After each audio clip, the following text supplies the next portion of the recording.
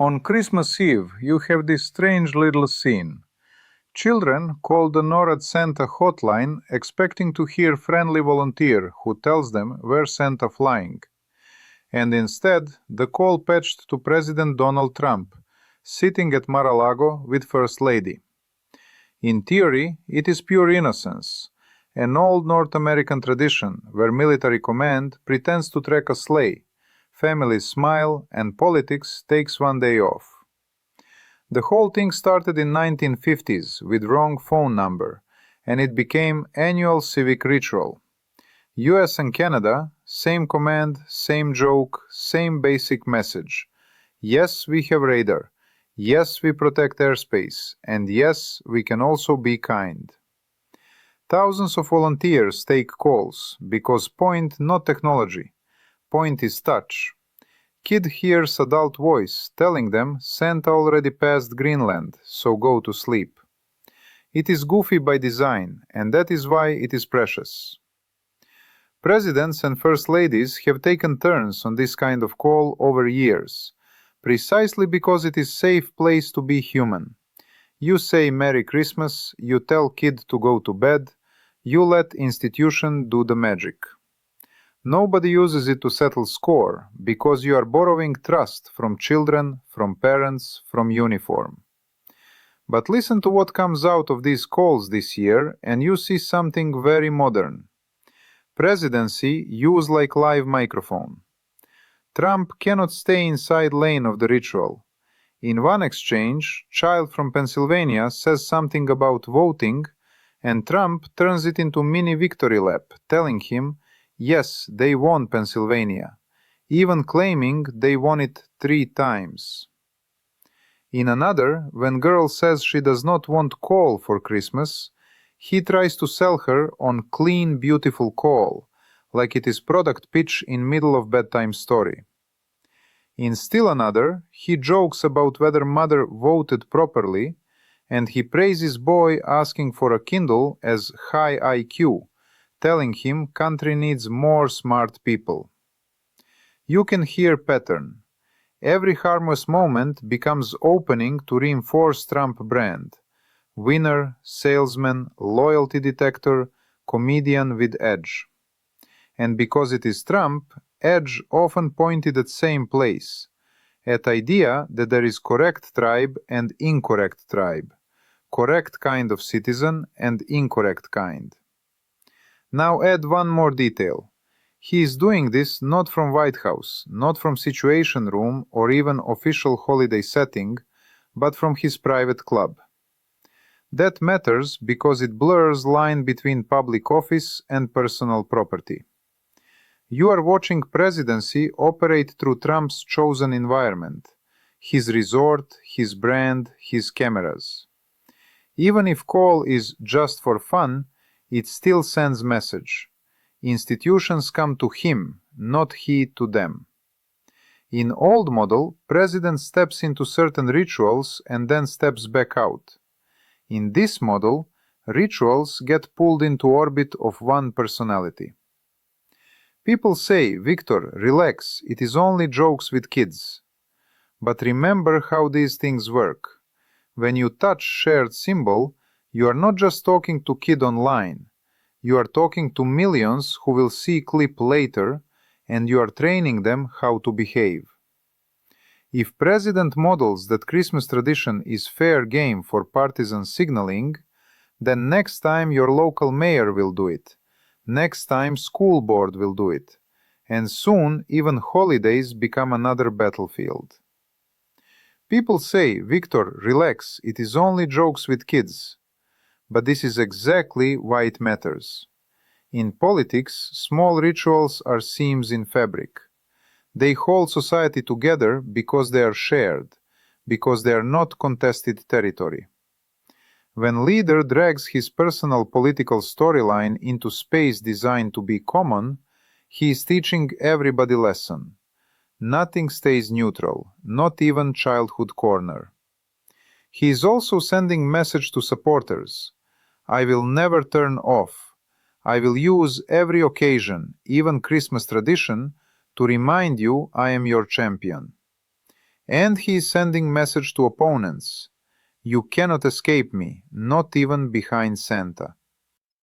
This is not first time Trump treats holiday call as stage. Years ago, he famously asked child whether he still believed in Santa, like he was doing reality TV audition. Back then, people laughed and moved on. Today, it lands differently because country more polarized and because Trump is back in office. When sitting president casually mixes election talk into children's hotline, it stops being just awkward personality. It becomes governing style, politics as ambient noise. That is what you should focus on. Boundary between state ceremony and private campaign story dissolving, one phone call at a time. Now, why would he do this at all, and why does it keep working? Mechanism simple. Trump's politics built on permanent campaigning, because his support does not run only on policy wins. It runs on identity, grievance, and dominance. He must show again and again that he is winner, that he has loyalty, that he can bend any moment to his narrative. So even when audience 8-year-old, instinct is to test and reinforce tribe. If child says, I voted for you, Trump can treat it as cute nonsense, or he can treat it as proof that even children know who rightful leader is. He chooses second, because it feeds legitimacy story. If child says, I don't want coal, he could say, yes, Santa bring you something nice. Instead, he advertises coal, because it links to his old energy rhetoric and signals he will never apologize for it. If he praises high IQ kid, it is not just compliment. It is political message about merit, about elites, about who belongs in country. This is how cultural politics works. You insert tiny signals into casual talk and audience hears whole package. There is also media incentive. Modern attention economy loves incongruity. President talking elections to child, president pitching call to girl, president turning Santa into border security joke. Clip spreads because it is absurd.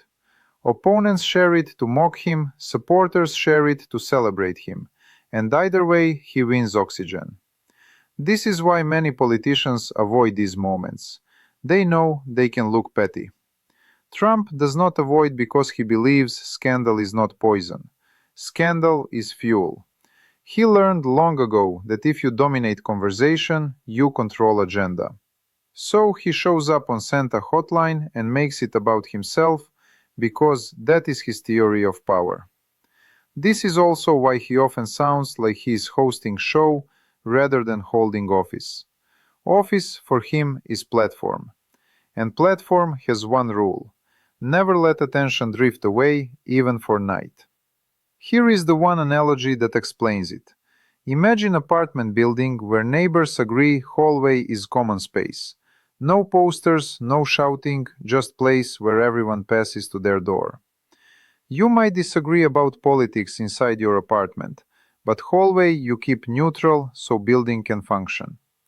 Now imagine one neighbor decides hallway now his campaign office.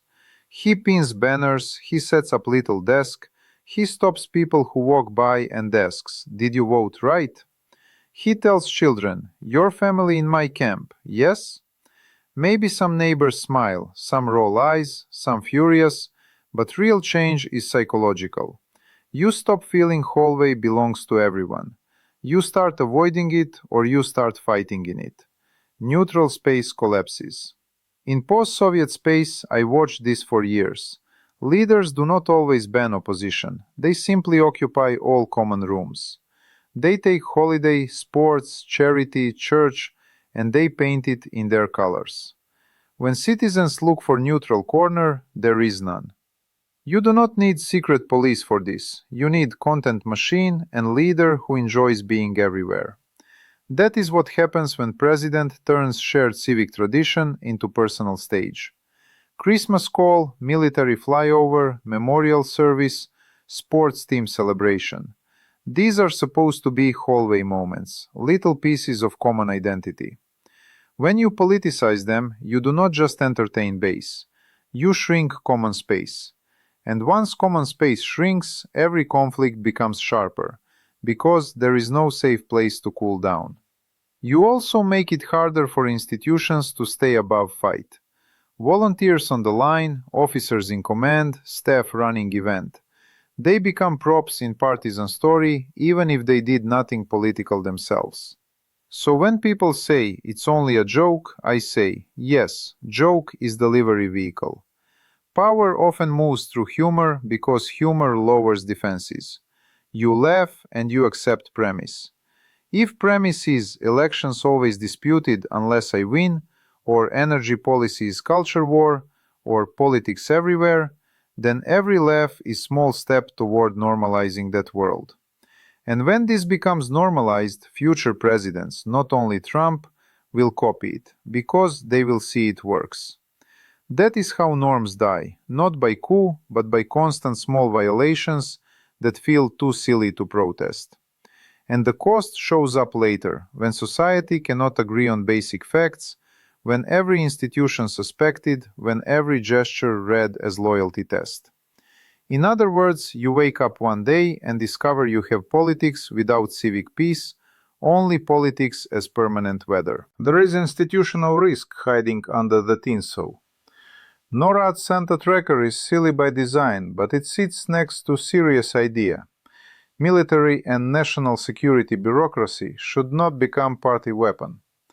When president uses that setting to relitigate election claims or to insert partisan loyalty jokes, he drags uniformed institutions into political memory.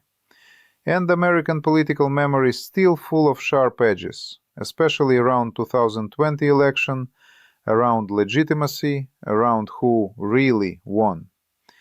Doing this in front of children is not just tasteless, it is signal that no audience too young, no ritual too harmless, no institution too neutral for political branding. My judgment, this is strategic mistake, because it burns social trust for cheap content.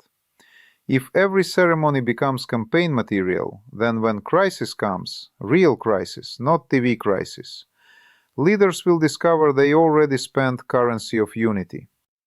So watch one indicator in next months. Does White House keep expanding these cute moments into partisan clips? And do agencies and commands and charities get pulled into orbit of that content machine? If it continues, it means country moving from politics as competition to politics as total environment, where you cannot step outside for even one evening to let children believe in something harmless. And if you cannot protect Santa call from politics, tell me honestly, what exactly you think you can protect?